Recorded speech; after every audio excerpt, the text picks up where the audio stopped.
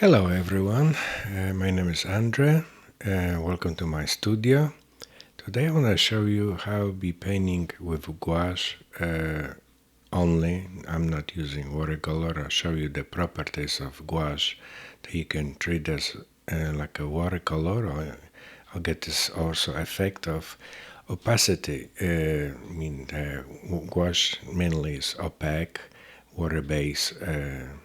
I will call watercolor. I'll be using also inks with different tools like fountain pens, dip ink pens, and new edition glass dip pen. And I hope you like this presentation, and I will see you at the painting board. Okay, here we have a sketch of dandelions. I'll be using this dip pen. I intended to use this glass dip pen, but I realized that I won't be able to do it with with this glass pen because I'll be using acrylic ink, and the sucker dry very fast on the glass dip pen. So I'm gonna stay with a classical metal nib. It's medium size, and right now I'm putting acrylic ink to make marks. Well, later on I'll be using gouache instead watercolor. I usually start with a watercolor, but today I decided to just work with a gouache. I want to show you what happens if you're using the glass dip pen. It worked great, but the seems acrylic ink is a little bit thicker and somehow dry faster. And you have a nice lines. Everything is great, but it just start drying faster and faster. So I just switched to 107 still nib dipping pen, and I'm gonna do those lines, little thin lines for the finished lines. This is the gouache I'll be using, and I'll show you my palette of colors. Normally I'm doing for different paintings, and including this one. Right now I'm gonna wet the surface a little bit because I want to have a effect of watercolor effect using gouache, and that's how I'm doing, and I think most people will do the same way. You can water down the gouache and probably have the same effect, but this is what I do. Wash the surface first and then go slightly or lightly with gouache, and that's what you have, this little effect of watercolor. You can even do the paint lift like you can do with watercolor. So gouache is just fine. It's just a little opaque and more than watercolors. Watercolors have a tendency to be more transparent and translucent, and gouache is more opaque. I like to do a lot of dry brushing, so you can see it. I'm using a bristle brush, which this is perfect for me, and gouache is awesome. It's just like a mixture between oils and acrylics, but I think maybe better. And that's watering a little bit size, so and it'll be bleeding to the edges. But that's just me. You can do that different ways. I realized that some dandelions in the background disappear, so I'm gonna lift the paint and I'm just gonna make marks that are there. So I want to make a lot of them. Right now it will be like lemon yellow with a touch of ochre to do this look foreground. In the edges I'm using a little bit vermilion and a little, again I realized that probably for composition would be better if I put a little dandelion in the background, and that's what right now I'm developing. Add up a little bit white with ochre. Gouache is great for the working with layers on top of each other. It's very similar to oils without the smell, and it dry faster than oil, so you can enjoy it paintings. And if you make a little mistake, so you want to fix it, you will just go over with paint and it's hard to make a little muddy color. So as you can see it, I'm going over the first layer, and it's just great because of being opaque.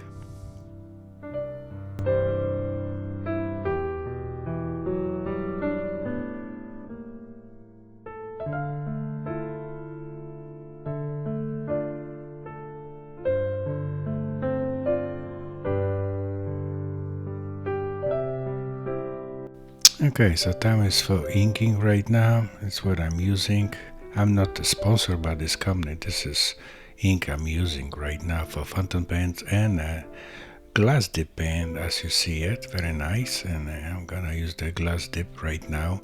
I know already tested. It works fantastic with water-based ink versus acrylic inks. So it's a little bit bleeding because I'm using a rough paper. If I will use a hot press, probably would not be the problem. The rough cold press have a tendency to absorb more ink or watercolor, so that's the effect. But I was purposely chosen to have this, and the glass dip ink clean beautifully. Just couple movements and you just clean. So and you can see it, a very nice control the line. You can have a thin and thick. It depends how you're holding the pen. So it's just very nice tool if you want to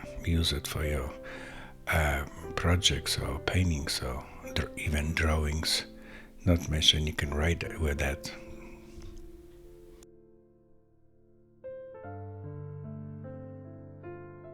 I'll be switching right now to the fountain pens. I want to have a little bit more crisp lines, and since fountain pens feed ink very slower than glass dip pen, that's why I'm using. And I have several fountain pens and loaded with different colors of inks. This is water-based inks. Yeah, like you see it, I can use both sides, front and back, and I can control the lines the way I want it.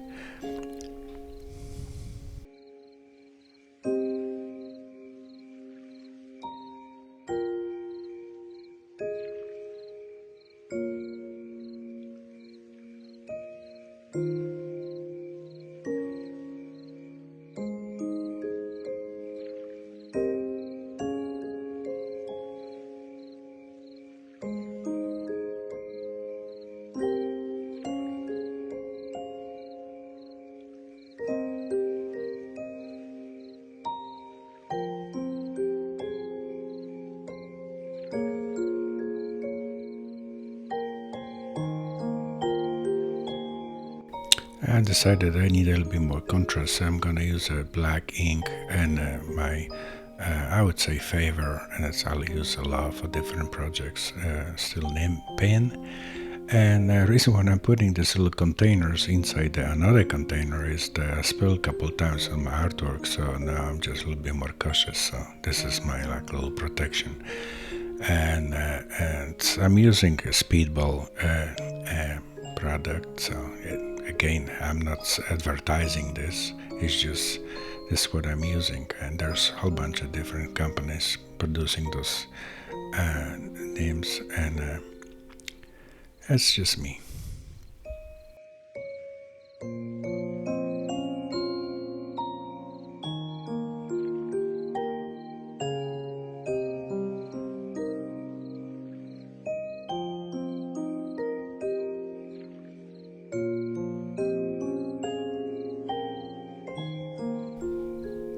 And I'll be more inking with a fountain pen.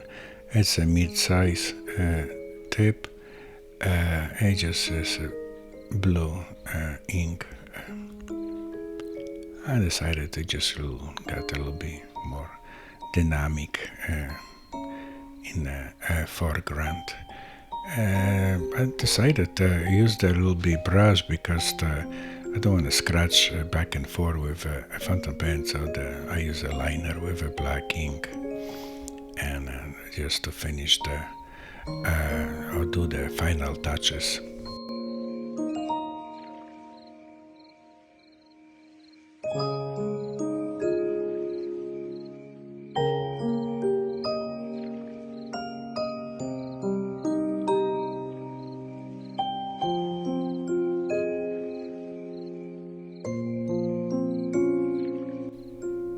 And now for the excitement, I decided to create small little flowers with acrylic ink using the metal nib.